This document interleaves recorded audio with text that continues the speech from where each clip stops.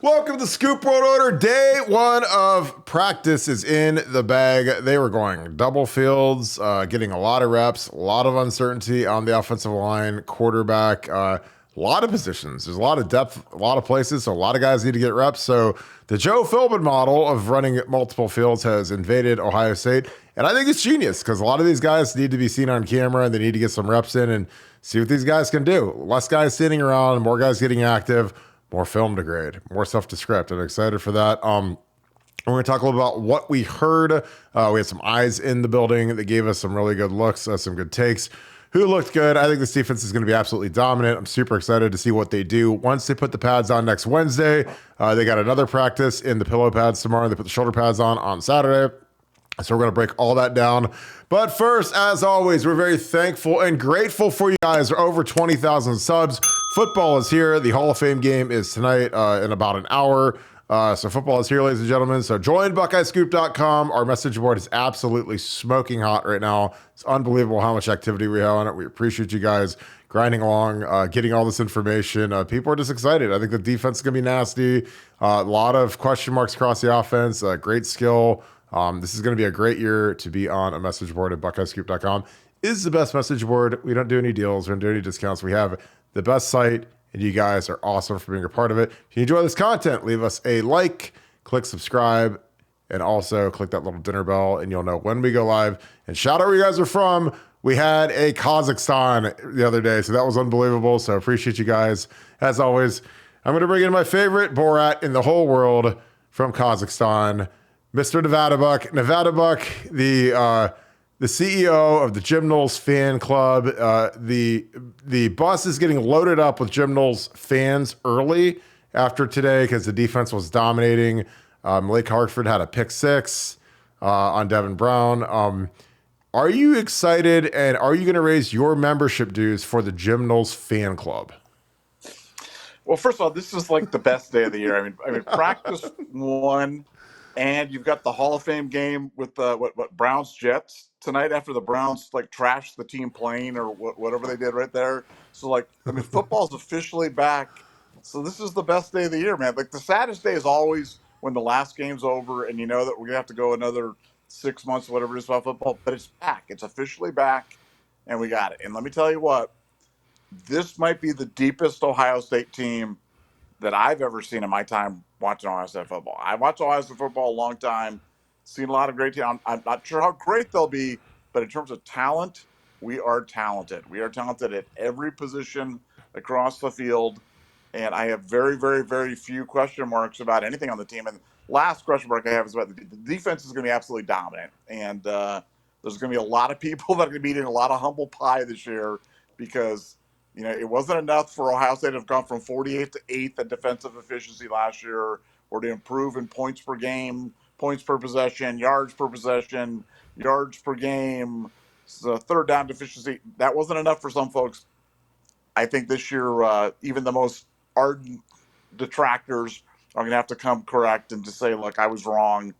And, if I missed on it, Knowles has really got it figured out because he's got the guys flying around second year in the system, and you're just going to see more and more coherence, more and more organization, and a defensive scheme that just makes sense. And you've got some versatile players out there that can make it happen. Guys that we saw front and center today. First of all, was a guy like Sonny Styles. I mean, Sonny Styles is a guy that we barely saw at all last year. Could be the linchpin of the defense this year. A guy like Jihad Carter. Jihad Carter. Not a lot of people talk about him. We talk about a lot of the transfers coming in. And it's like, you don't hear a lot about Jihad Carter. Let me tell you right now, he is really good. Like, really good. Like, as in, way better than I thought he was, way better than a lot of people thought he was. Jihad Carter is the truth. And that guy can do it all.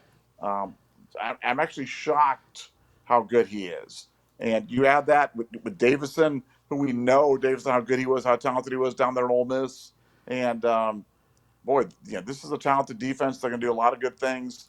And I think they're going to be the strength of the team in a year where I think this team's got all the elements to go right to the end and compete right for the national championship. And I really believe when the dust settles, the Buckeyes are going to be right there. I agree. Like, I think that the defense is going to have to carry this team. I don't think it's going to be as efficient on offense. I mean, because we've been as efficient as anybody in the country. We've been number one multiple years in a row. There's going to be a time you get on the road at South Bend, Camp Randall, or Ann Arbor, where the defense is going to have to carry the team a little bit. And I think these guys can do it. I mean, up front, we got some loads, man. Mike Hall is a load. Ty Hamilton is a monster. I think those will be the two starting inside guys. Ty Leak, rotating in. You don't really have a starter at defensive tackle. There's really three guys that are starters. You mix in Tywin Malone. I mean, the thing that's really enhanced the depth is we've gotten some really nice depth pieces in the transfer portal, like Tywin Malone, like Davidson Igbinosun, like Jihad Carter, like Jimmy Simmons, Josh Simmons, whatever you want to call him. And those add up. When you get some good guys in the portal, Chip Trainum, you subtract some guys that might have been misses. You add guys that are very, they're plus players, they're good kids, and they're great athletes. So it helps strengthen the middle part of your roster to the point where you don't feel terrified putting some of these guys in the game. Like in the olden days, like it was like if you missed on a kid, you're kind of stuck with them for 3 or 4 years. If you were a program that didn't really process, like we weren't ever under Trussell, we got to be a little bit more under Meyer, a little bit more under Day, but now it's like we get, you get some guys that are really good players in the middle of their careers and they're huge ads. And I think that, the story of the team is going to be Jack and JT at defensive end. I really think they're going to have a fantastic year. I think the pass rush is going to get opened up a little bit more. It's going to be a little less cage rushing. Cage rushing, for those you don't know, is kind of like a bull rush. You rush to the feet of the quarterback, kind of keep him in the pocket. It's not really the artisan's choice of bull rushing. It's kind of like the vanilla pudding of bull rushing, and nobody likes vanilla pudding. Like, it's not exciting. No restaurant serves that for a dessert. They want something exotic and something fun, and that's what these pass rushers want to be able to do is just cut it loose and get after it. And it's going to be exciting to see at tackle, man. I mean, Donnie Jackson is, you can put his name in at ink at left guard, Matt Jones at ink at right guard. But then, I mean, it's like every few snaps, the way they're rolling these kids, I mean, Donnie can look out to the left one play and see Luke Montgomery. The next play, he's going to see George Fitzpatrick. The next play, he's going to see, whoever. I mean, they're rolling these guys through. So there's not really like a set. I mean, there's kind of a set first group, but with the amount of rotation that's going on, it's not like it's been in the past where it was like, this is the first team. And, like Paris and Dewan are out there with the first team at first team tackle. Now, I mean, there's legit 3 left tackles and 3 right tackles that are fighting for the first and second spot, and it's a fierce battle. Like, I mean, it's one of those things where, Josh Fryer obviously is the guy taking the first turn, but, with the amount of depth that we have, Ryan Day has to see these guys go against JT and Jack. Like, you could look great against Kenyatta and Caden Curry, but, if you're going to be the starter, you have to be able to block JT and Jack because they're 2 of the best ends in the entire country. And they're a tall task for anybody. So, I mean, JT and Jack were dominating today. These guys got to get their minds right when they're going against them because they're the best in the nation. And I think that'll make these tackles really, really good at pass blocking. My senior year, Alex Boone and I, we had to go against Vernon Golston and Cam Hayward every day. 2 first-round picks. Cam's a fringe Hall of Fame type guy. And, you better eat your Wheaties because if you don't, you're going to get smoked. And we always knew that, and it made us better because you couldn't take a day off against those guys or you're going to get wrecked, and it's going to be a rough day and a rough film session. Nevada, who else? You talked a little bit about Davison. I'm going to throw his, we actually said let's throw in his high school highlight film because we're trying to look for some film of him playing slot, a little bit of nickel. You had Sonny Styles actually starting at nickel, and guess what? He started at nickel today. Who would have known? He's Sam linebacker nickel spot. He's the perfect hybrid player for that. Talk a little bit about Sonny. Where does he fit in your projections? I think he's one of the 5 best players on the defense already. I think he's going to be a day 1 starter. But what are your thoughts on Sonny and some of the other guys at the second level of the defense? Well, Sonny, first of all, don't get caught up on the terminology. This is, again, part of our thing when we talk about on these podcasts. We're trying to make you smarter fans, better fans, more educated fans, guys that aren't just like recruiting, reciting the pablum that's out there. Forget nickel, bandit, adjuster, whatever. Think Darren Lee position. Think 2015 Darren Lee, and just get in your mind what Darren Lee did for the OSU defense in 2015. And that's what Sonny Styles can bring to the OSU defense in 2023. You've got a guy that's big enough to support the run on early downs, athletic enough to participate in coverage on passing downs, and opportunistic enough to be able to rush the passer if you want to blitz him. So he's really the perfect hybrid. He's a guy that's going to move around. These things are not binary. It's not like Sonny Style comes on and this guy goes up. These pieces all move around. There may be sets where they leave Steele and Sonny on and take Tommy off and bring Davison in, or they might take a defensive lineman off and bring Davison in, or bring in Jihad Carter, bring in an extra cornerback. I mean, there's all sorts of different combinations. But Sonny Styles being so versatile, being that Swiss Army knife of versatility, I mean, he is. He's just best guys play, and he can help you in so many different ways. The OSU defense is kind of building around him right now, and big playmakers like that, you just can't have enough of them. And I think he's going to be one of the keys to the OSU defense in 2023. And it started today with him running right from the offset with the ones, and he's never going to look back. Yeah, I agree. I think that's the kid that you've got him for 2 years, so you better break the glass. And if his ideal position is will linebacker, but you've got Steele there, you better find a spot for him at nickel. Honestly, it's the exact same thing as when we played Paris Johnson at guard in 2021. Like, he's a prototype left tackle, but you got Nick Petit-Frere and you got DeWand. Nick is the best lineman on the team. DeWand is too big to play guard, so somebody's got to go in and play guard. And we end up putting PJ in there, and he was second team All Big Ten. And then the next year, obviously, he goes out to left tackle. I think Sonny is a nickel this year all the way. Next year, when we lose our two linebackers, we lose Tommy, we lose Steele, I think he moves into will linebacker. I think he grows into that, and he becomes just a fantastic All-American type linebacker next to CJ Hicks. Cody Simon has a year of eligibility left, and he was named Iron Buckeye. So we're going to talk a little bit about that. So they do an award every year called the Iron Buckeye. It's kind of interesting when you see who makes it, because I like the premise, but I don't love it. So the Iron Buckeyes were Ty Hamilton, Cody Simon, Cade Stover, Tommy Eichenberg, Chip Trainum, Marvin Harrison Jr., Lathan Ransom, Emeka Igbuka. Now, to make this, you have to be perfect basically for the entire summer semester. You can't miss a workout. You can't be late to anything. You can't be late to any community service. You can't get a loaf. They track loafs with the little vests that they wear, like little GPS things. You really have to be on point. And the biggest thing is you can't miss anything. So if they modify a workout because you pull a hamstring, you're out of the Iron Buckeye. And some of that is good, and some of that I never was a fan of it, because I used to argue, I was like, well, if I break my foot and I have to have surgery in January after I play on a broken foot all year, how am I not an Iron Buckeye because I got hurt playing for the team as opposed to jogging and working out? But things like that make you ineligible for Iron Buckeye. But it's an interesting list. Our guy Cody Simon's on there. I love Cody Simon. I'm part of the Cody Simon fan club. I've heard guys rave about him. He's a 4.52 guy. 2 years ago when I thought he was going to make a big impact, he tore both of his shoulders. So hard to play linebacker when you can't shed anybody. But what do you project from Cody and Ty Hamilton? We talked a little bit about Cade. Obviously, there's nothing left to say about Marvin and Emeka. They're the two best players maybe in the entire country. But what do you project for Ty and Cody and Chip and Cade? I mean, we talk about Lathan and Tommy all the time, but some of these other guys, Nevada. Well, Ty, we talk about Ty a lot here in terms of, I think he's probably your surest bet for interior lineman starter. I mean, this guy is a load. He's in absolutely fantastic shape. I know we talk a lot about Ty Leak. We talk a lot about Mike Hall, but don't forget Ty Hamilton. I mean, he is a heck of a player.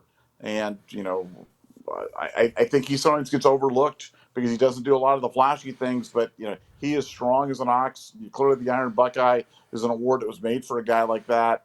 Then you move to a guy like Chip. I mean, Chip, when you see pictures of him, it's kind of scary how big and athletic this guy is. And I think that they're really looking at him for that kind of that Mitch Rossi second, we'll call it fullback, second running back position. Because he can do so much. He's so versatile. He can block. He can catch the ball. He can obviously run with the ball. And if you have a second legitimate rushing threat in the backfield, I just think that makes the OSU offense just that much more varied and diversified and difficult to defense again. And I'm going to throw one more guy onto the Iron Buckeyes that didn't make the Iron Buckeyes. He's not one of the 8. He's not one of the 8 official Iron Buckeyes, but he's on Nevadabuck's Iron Buckeye, which is George Fitzgerald Fitzpatrick, because he is so big. Have you seen how big that guy? Have you seen pictures of how big he is? I And mean, he looked like a Sasquatch at the spring game. I know that. He's a big it's dude. he is a big dude. This guy, like what I saw, it really was kind of stunning because I'd always thought of him as kind of a 265, 270 guy in high school, and now you see George, and it's like he looks like the Mountain from Game of Thrones, or he looks like Taylor Decker out there. Like he's just a big, country strong guy, and I think this is a guy who's a natural left tackle, a guy that's born for that position. I think Josh Fryer, who I'm the biggest Josh Fryer, fanboy in the world. I think Josh is better on the right side. I think he's better on the right side. He doesn't look as natural to me on the left. To me, a guy like George could take that left spot, could grab it, and could start for 3 years there. I think he's that good. But I just love that we've got so much versatility on the offensive line. I love the fact that we've got so many guys competing for spots. I know a lot of people had a lot of questions about it, but we've got a lot of dudes. I've said this many times, but we're short on experience, but we're long on talent. And these guys just need the opportunity to go in, because once they go in, I think you're going to see that we're not just 5 deep, we're not just 6 deep, we're probably 8, 9, 10 deep on the offensive line in terms of guys that can play. And that's quite a something, because that's not a luxury you normally have. I totally agree. I saw this photo. I had to pull this. This is like the best part of the day for when you're done with camp. These guys get to dive in these big ice bins. We see Carson Hinsman. We see your boy Justin Fry's in there. I was like, I know his knees are hurting. They've been on that grass all day. But this part of like what a lot of people don't see post practice is like that ice bath. And ice, it's funny because ice baths are like so in vogue now. Everyone's like, oh, you got to get a home ice bath. And I was like, I did those things for 20 years, and it's the greatest thing you could ever do to your body after a practice like that. So shout out to the training staff for getting that done. I agree. I think that there's some guys we should probably do our own Iron Buckeye list. Some of the guys that we think should have made Iron Buckeye. I've heard a lot of stuff. I mean, I can't imagine like some of these kids like Donnie Jackson and these guys were putting in a lot of work, like late night work. They're doing stuff that a lot of these groups never did before, where they come back at night, get work in. So, I think that that's very admirable. We got a super chat. Appreciate you, D. Sonny. We're going to throw this on here. Super chats are automatically answered immediately. It's like skipping the line on the TouchTunes machine. So, from D. Sonny, our boy, if Emeka was on another team and was a featured wideout, could you give us some players from the past that he would compare to? Who would Emeka compare to? Wow. I mean, to me, like, if we're going Ohio State guys, Garrett Wilson. If you're going NFL guys, like when Robert Woods was like really, really good with the Rams, like he's kind of like that kind of guy where you can handle the ball in a jet sweep. He acts like a running back. He can literally do anything. He's tough as nails. He blocks. Perfect character. What are your thoughts on that? That's a great question, D. Sonny. On who does Emeka compare to? Do Ohio State and then just do like an NFL comp if you can think of one. I mean, for Ohio State, maybe that Terry McLaurin. He kind of reminds me of T-Mac a little bit in terms of the way he approaches the game, the way he can catch the ball, the way he can run. From an NFL wide receiver standpoint, wow, man. So many guys out there that, I mean, I'm going to go with. I'm going to go with Marvin Harrison. Marvin Harrison Sr. That's what I'm going to go with there. So you've got Wow. Marvin Harrison Jr. The dad is almost like he's Marvin's papa out there on the field. No, I think he's a very technical route runner. He's very, very smart. He's got all the attributes you want, and like you said, he gets overshadowed a little bit because you're playing with Marvin Harrison Jr., who is the best wide receiver in the country and is one of the top 5 players in the country. But Emeka, I mean, he was so highly regarded coming out of high school. And this is one of those occasions where the ratings guys got it right. I mean, since the moment he set foot on campus, he has shown that he's been legit and taken a backseat to anybody. And you just hope, knock on wood. I hate even to talk about this stuff, but after what happened last year with Jackson Smith and Jibba. You got to say it. You just hope that we can stay healthy and just see these guys go the whole year together, healthy and run around out there, because they're gonna put up just massive numbers, and that'll be a lot of fun to watch.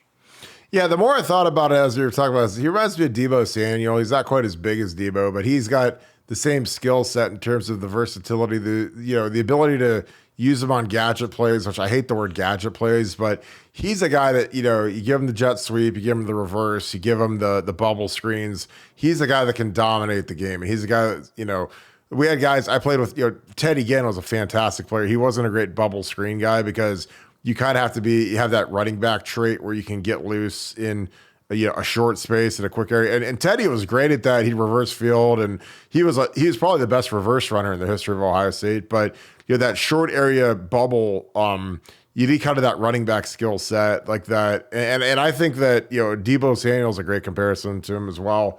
Who are some other guys that you're looking forward to hearing more about? Like I said, I think that our DNs are going to be a nightmare for the tackles in camp. And I think that they got to roll these guys through and see who can block our two good ends. Because if they can just hang in there a little bit against JT and Jack, they'll be able to handle almost anybody. Because I don't know who on our schedule. I'm sure Penn State probably has one. Sure, Michigan's got one. But, they don't, this isn't a year in the Big Ten where I'm like, oh my God, JJ Watt, Ryan Kerrigan. Like there's been years where I look at the schedule and it's like every week is a first round pick. And I don't really see that, honestly, from the pass rush standpoint. I know Michigan's got the McGregor kid who beat Paris for a sack last year in the Michigan game, but I don't know if he's a first round kind of guy. And those are really the only guys I really truly worry about are the guys that are going to go top tier, because those are the guys you have to game plan around. The rest of the guys we should be able to block because we're at Ohio State. But who are some other guys that you're excited to hear more about and heard some buzz about today? Well, I mean, for me, again, a guy that we're not talking about a lot, but maybe cornerback number one is Jordan Hancock. Jordan Hancock is, you couldn't have been more highly regarded coming out of high school. He's come to Ohio State, really hasn't done much.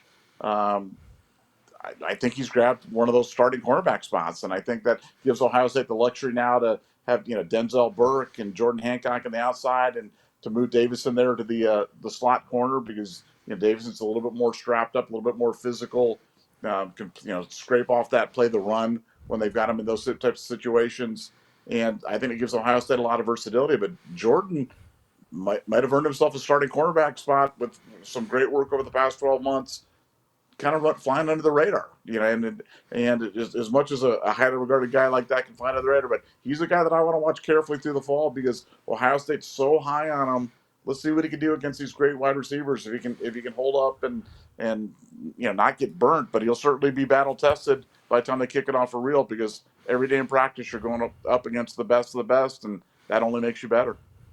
Yeah, I agree. I just had Marvin on the screen. Obviously, Kenyatta Jackson's guy's got a lot of hype, big looking dude, a guy that we need. Because I mean, right now, if you're talking about how strong the defense is, like there's some questions I have are who's the third defensive end behind JT and Jack, who are obviously 1 and 2 by a country mile. Is it Kenyatta? Caden Curry's lost a little bit of weight. He's a little quicker now. Who's that next guy? Can we get something out of Hero Canoe this year? Can we get that rotation going where these guys can really go 1,000 miles an hour? Or are JT and Jack just going to have to carry the load because you don't trust that next guy? That's going to be something that's going to be real fascinating to watch, because there's going to be some major battles there with that second unit between the second O-line and second D-line, because you're really trying to find who's your third tackle, who's your third defensive end, who's your next guy in. I've heard a lot of stuff about Enoch, kind of up and down, a little inconsistent. That's probably the biggest reason why he's not in the starting lineup right now. And, Carson Hinsman versus Jacob James. Jacob's a strapped up dude. He's an older guy. I think when you're, a fourth year guy, he's the same age as Luke Whippler, who's actually going to be starting for the Browns tonight. And, that's what training camp's for. I mean, it's not, again, I never went into training camp trying to make friends or be buddies, because I wanted that spot. I wanted to play. I don't care what it took. I was going to fight and do everything I could to stack good days on top of each other until I won the spot. And then once you are the starter, you got to just keep, cranking that out. And, making yourself better day over day. Expansion. We got to talk a little expansion, Nevada. It is about to go crazy. What are you hearing? We've broken more expansion news than anybody in the country in terms of you breaking the USC story to the Big Ten, Oregon, Washington, Florida State, Clemson. What is the latest on expansion? And is the Big Ten about to take over the entire world? Yes, and for people that know that are part of our site, we've got a poster staff member of the Oracle, who's the official expert on all things expansion. Has some really good expansion nuggets in the past, but the Oracle is just cranking stuff left and right. And I can say without equivocation right now that the Big Ten is about to expand by 2 teams, and Oregon and Washington are about to join. They're going to come on a deal they're taking less money than the other teams are taking, because the Pac-12 deal came in at $20 million per year, streaming only. They need it over the air, but they need a broadcast deal. They feel like it puts them at a real disadvantage, obviously financially, to take a deal like that. And Oregon and Washington will soon be announced as members of the Big Ten.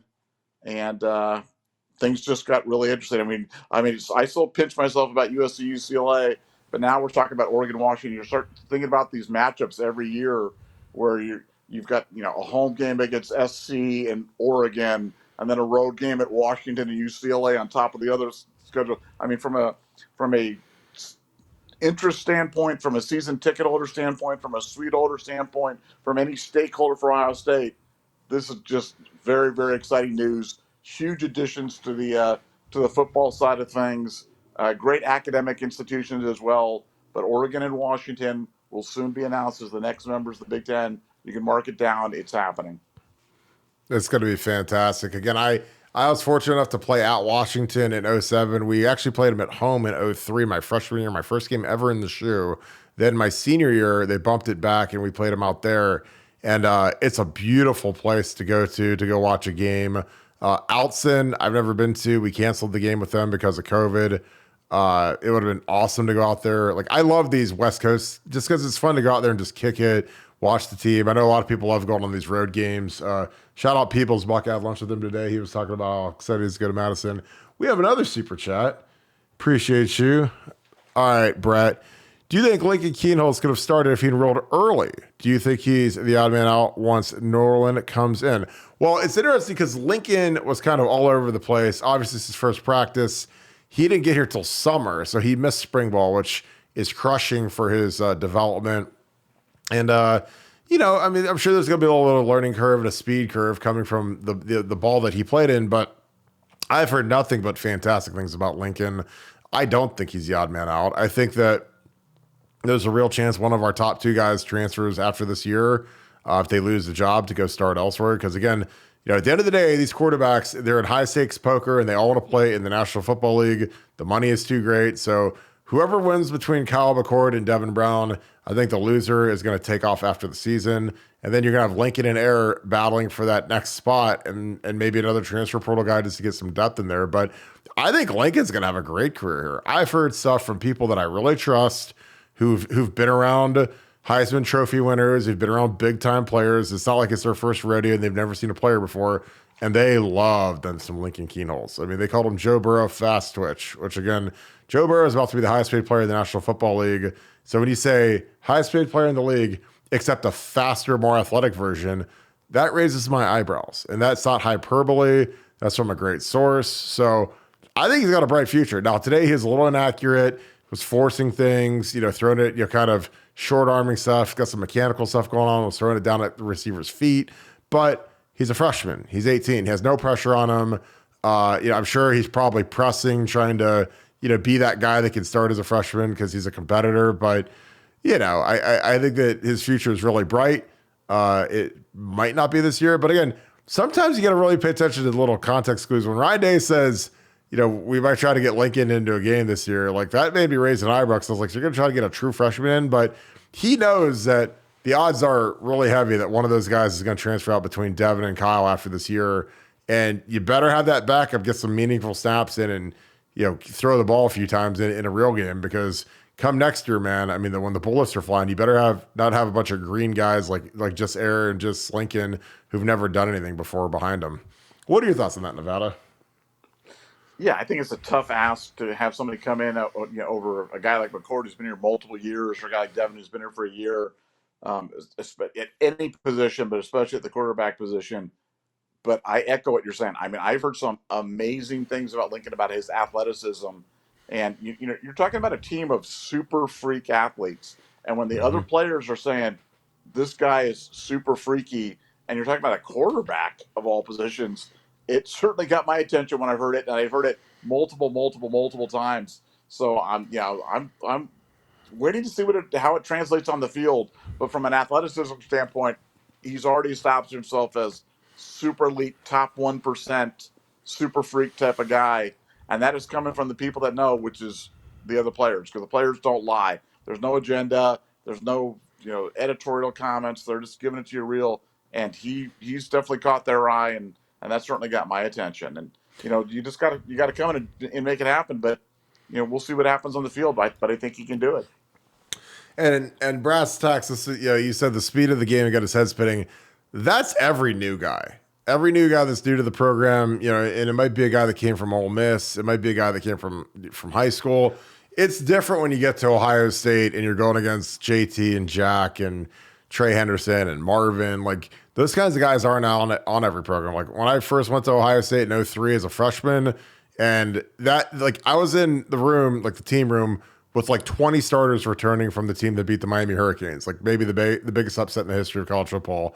And I mean, that was, terrifying, honestly, when you're going Will Smith and Shane Olivier and, Tim Anderson, Maurice Claret. I mean, because Reese was on the team to start the year, and it was just like, holy cow. Like, I mean, this is like the real deal. And like, don't be scared, once you get out there. But it is shell shocking. Like when you come from high school, man, and then you're going against grown men that are going to be first round picks on your first day. Like, it's a little different. But I think that, as you adjust to it, the game gets slower and slower and slower to the point where you can kind of take it over and dominate it. But it just takes time, man. It's a different deal. But I'm excited. I think Lincoln, with his competitive edge, man, he's going to make this thing real interesting. Obviously, I don't think it's a candidate to start game one. But in college football, when we won the national title in 2014, we were down to QB number 3 because the other two, one blew his shoulder out, one blew his knee out. So you never know. And right now, he is our number 3. So in the crazy world of football, everybody better be ready to go. Now sticking with that, just on the category of guys kind of head spinning, game moving really fast for him, I got to mention Josh Simmons. Simmons came in from San Diego State. Came in, a lot of people want to put him in at the right tackle spot right away. Athletically, very, very gifted. Lots of good things. Hear about him from a physical standpoint. Let me tell you, the game's moving really fast for him right now, and I think that's something that we have to watch for and have to be patient with Josh, Jimmy, whatever we want to call him, because he seems to be overwhelmed a little bit with the terminology, overwhelmed a little bit with the speed, overwhelmed a little bit with the playbook. And so I think that's as we see him start moving up the depth chart, if he does start moving up the depth chart, they had him with the 3s today. It'll be strictly because he's able to grasp that stuff. But right now, having a little bit of hard time with it, a little bit, to be expected. But it's not easy for guys coming in, whether from high school or from another program. It's not easy to come in, and I think Josh is struggling with that a little bit right now. I totally agree. And it's not Madden. It's not like Madden where you can just sign a guy in free agency and plug him into your roster and he knows all the plays and he's really good at everything. And it's like seamless. Like in college football, like he missed spring ball. They do the OTAs in the summer now where they do kind of like these walkthroughs, but it's not the same as full speed, different defensive looks versus your offensive pass protections versus your run fits. I mean, and it all happens really fast. And they call a given play. You better know your responsibility. You better know what your assignment is. And then, the defense can change last second. You better still know what you're doing. And Zen's been in the system for 3 years, a smart kid. So, once he gets to the point where everything's second nature and everything's reactionary, then you're in a good spot. But, this happens a lot with offensive linemen. Like Paris Johnson opened up training camp as the number 2 right tackle. And, he's a top 6 pick in the draft. And he's, they make him start with the 2s and work his way up into the starting lineup. And there's no way he's not going to be the day 1 starting right tackle. They didn't pay all that money for him to be a backup. But, the Steelers did it with Broderick Jones, the kid they took from Georgia. He started off with the second team. This is kind of what it is. You know, you got to kind of earn it. And, unless you're a quarterback or a running back, I mean, when you're on the line, it's just a different beast because you're going against grown men. It's a lot harder to contribute early compared to, playing running back or receiver just because of the size difference, the physicality, and just getting your technique down, Pat.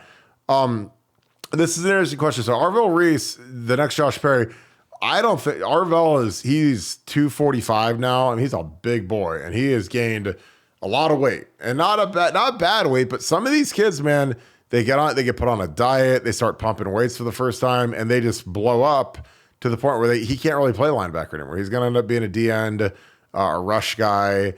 He's too big. I mean, that was part of the reason why they went after Nigel Glover is because Arvell was supposed to be a linebacker, but once they started feeding him and he started lifting, like you can't keep the weight off some of these guys. Kind of like Sonny Styles. Like Sonny Styles is going to outgrow nickel by next year because he's going to be 235, 240 running a 4.4. He's going to be like one of those freakazoid Micah Parsons kind of guys because that's what his frame is. And again, he's still only like the age of our true freshman. Like he's still only Brandon Innis's and Carnell Tate's age, but he graduated a year early. So people forget that. He's out there as a true freshman starting, and he's just that kind of a difference maker where he's already, been in the weight room for a year. He's already been in the program for a year. He already knows the defense as well as anybody. And that's such a huge benefit if you're mature enough to do it. And he's one of the rare guys that can skip a year of high school, reclassify, and actually play. Like he played in Leonard last year, and now he's starting as our Sam Nickel, and he'll probably be our starting Will next year. Oh, we're going to see what we've done on time. Yeah, about 36. Nevada, you get anything to wrap this thing up? We get the Browns coming up in about 5 minutes. Anything to wrap this thing up, Nevada? Well, I just think, you're talking about pass rush and how do you generate pass rush, getting past JT and past Jack. Sonny Styles, man, I'm telling you, that Baron Browning, kind of stand him up, bringing him off the edge type of thing. Watch that. I know they're playing with that. I know they're playing around with that. You talk about Micah Parsons. What does Micah Parsons do best? Rush the passer. Sonny's got a lot of that slipperiness, got a lot of that bend, got a lot of that athleticism, and that third guy could be Sonny. Yeah, he's got the speed and the length to do it. And I mean, if he works with Larry and he gets those hands right, he'd be a menace, and he'll be terrifying off the edge because you can rush the passer when you're 6'4" and you're 245. I mean, those guys have made the Pro Bowl that way in the NFL recently. So, that speed, and really it just comes down to his handwork. If he gets his hands and hips right, I mean, he could be our next breakout sack artist, is because, you could literally play him anywhere. You could play him at middle linebacker, play him at the two ends, play him at Sam, blitz him off the edge. And, he's the kind of guy that can get home, and with his arm length, he's a problem for tackles, problem for quarterbacks, disrupting throws. Like, I think the sky is the limit with Sonny. Well, we're going to wrap this just in time for the Hall of Fame for you guys. Hall of Fame game is about to kick off, so we appreciate you guys, as always. Jump on BuckeyeScoop.com. We're going to have game day going for that. Again, as always, thank you guys for tuning in. If you enjoy this content, please leave us a like, click subscribe, and also click that little bell so you'll know when we go live. As always, shout out where you guys are from. I saw Cleveland in the house, 216. I've seen Massillon. I saw Southern Ohio, Wheelersburg, Ironton. Shout out all my Southern Ohio people. Appreciate you guys. Love you guys. Thank you guys all for tuning in tonight. Football is here, ladies and gentlemen. It's time for you to join BuckeyeScoop.com. We are the #1 Ohio State site in existence. We are cranking some material. So we appreciate you guys so much. I hope you guys have a great rest of your day. Thank you so much, Buckeye Nation, and thank you, Scoop family. I'll talk to you guys tomorrow. Go Bucks.